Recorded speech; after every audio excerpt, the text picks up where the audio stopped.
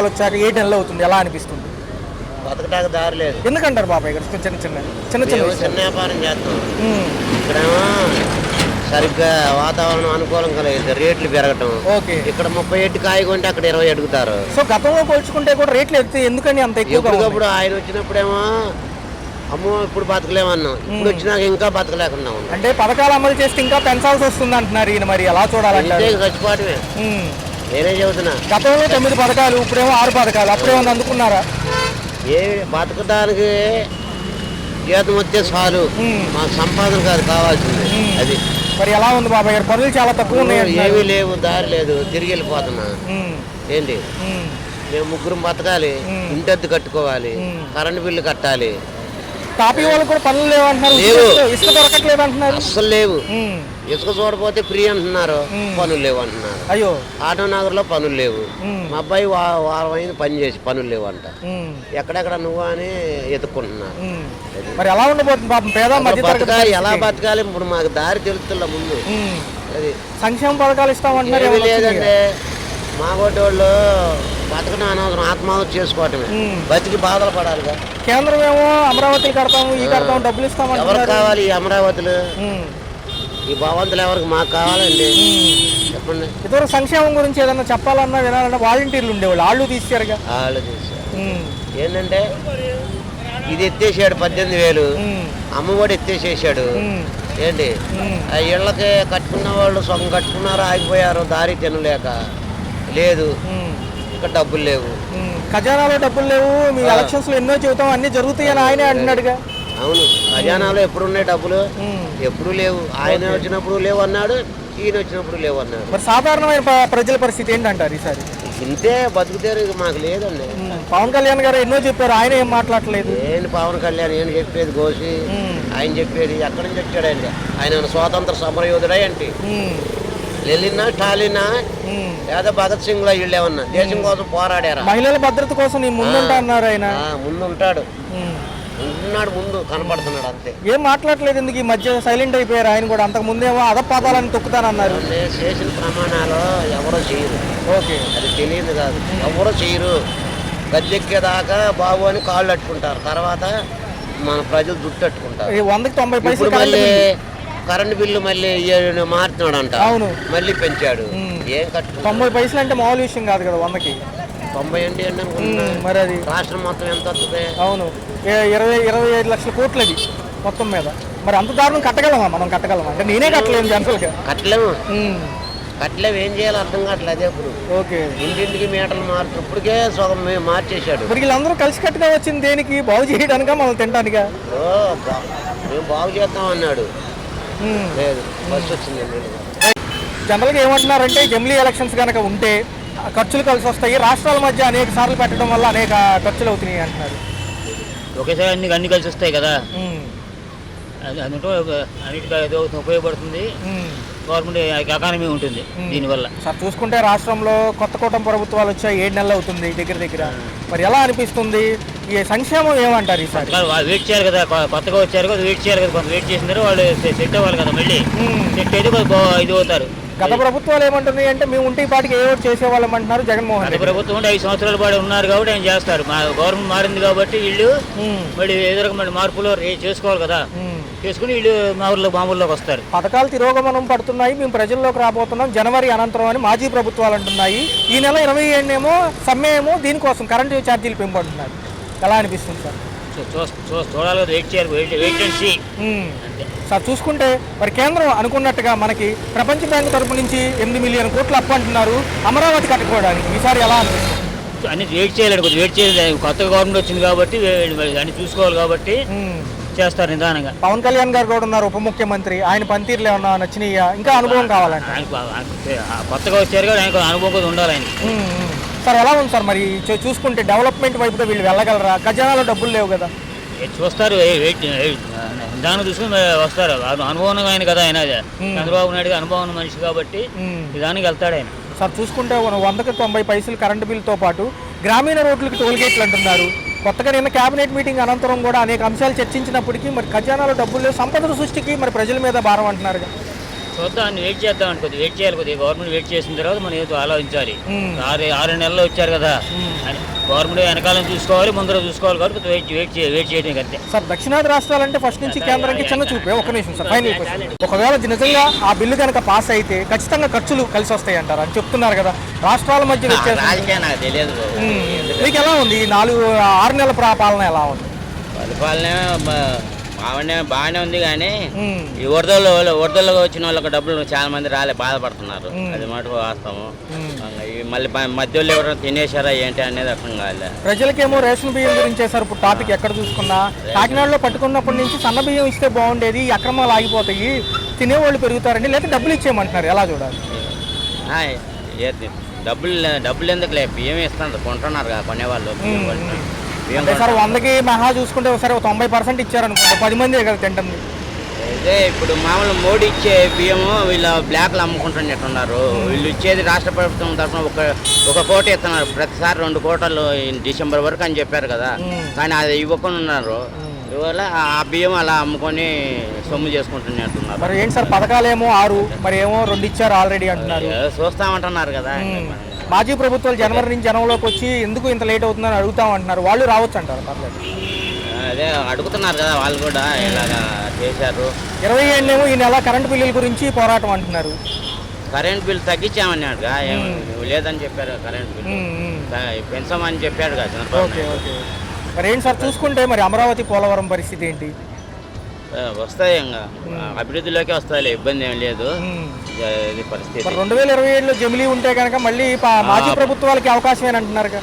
మాజీకి రాడు వచ్చే ప్రసక్తి రమణ అంటున్నారు. ఎంత వరకు సమంజసం అంటారు? ఎన్నింటికి వస్తే చాలా మంచిదే.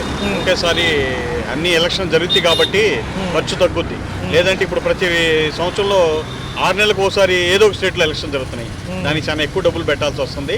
జమిలీ ఎన్నికలు వస్తే చాలా బెటర్. సార్ రాష్ట్రంలో ప్రభుత్వాలు 7 నెలలు అవుతున్నాయి సార్. సంక్షేమం అభివృద్ధికి కొత్తగా వీళ్ళు జనవరి తర్వాత నుంచి మంచి కార్యాచరణ అంటున్నారు. ఎలా చూడవచ్చు? 100% జనవరి నుంచి పరుగులు పెట్టించుద్ది, అందరికి సంక్షేమం జరుగుద్ది.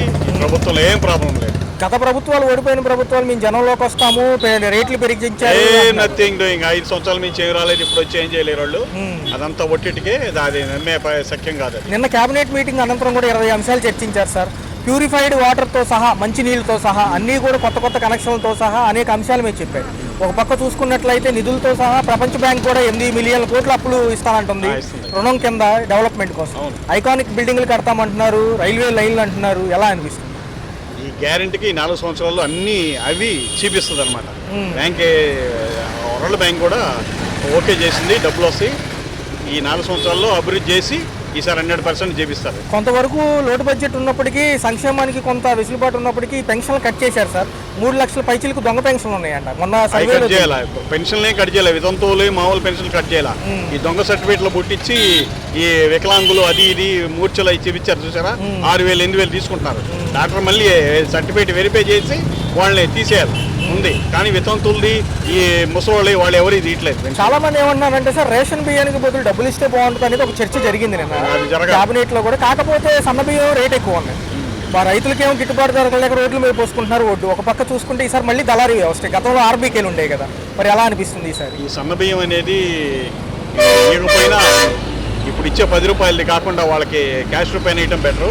ఈ వచ్చిన బియ్యాన్ని వేరే ద్వారా అక్రమాల ద్వారా వేరే దేశాలకు వెళ్ళిపోతున్నాయి. ఇది అరికట్టలేదు కాబట్టి వాళ్ళకి డబ్బులు ఇచ్చి దాన్ని జరిగిస్తే మంచిది అనిపిస్తుంది. సార్ జేపీసీ కమిటీలో ఈ బిల్లు కనుక ఆమోదం పొంది రేపు నిధులు కూడా వచ్చేస్తే మనం ఈ 4 ఏళ్ళ పరిమితి అంటున్నారు కదా, జనవరి నుంచి అమరావతి పనులు మరి చూడొచ్చు అంటారు. 4 ఏళ్ళు పోలవరం అమరావతి 100% ఈ 2 ఈ 4 సంవత్సరాల్లో క్లియర్ అయిపోతాయి.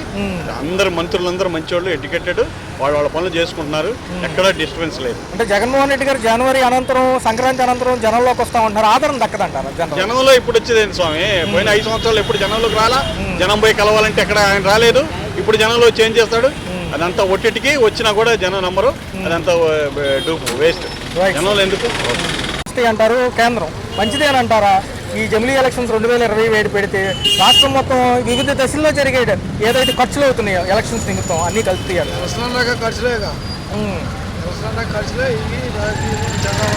కొంతమంది రాజకీయ విశ్లేషకులు ఏమంటున్నారంటే విపక్షాలకి మరియు ఓడిపోయిన ప్రభుత్వాలకి కొంత వెసులుబాటు ఇచ్చినట్టు చేస్తే అంటున్నారు. పోయిన ప్రభుత్వం అంటే ఏమన్నా మరి ఈయనేమో డబ్బులు ఇవ్వలేదు పిల్లలకి చదువులకి వాటికి చాలా మంది కొంత ఇబ్బంది పడుతున్నారు చదువు చెప్పుకునే వాళ్ళు. ఏది అడిగినా ఖజానాలో లోటు బడ్జెట్ అంటున్నారు వీళ్ళు. ఇవ్వాలి కదా వాళ్ళకి పిల్లలకి చదువులకి వీటికి చదువు చెప్పుకునే వాళ్ళు చాలా మంది ఉన్నారు.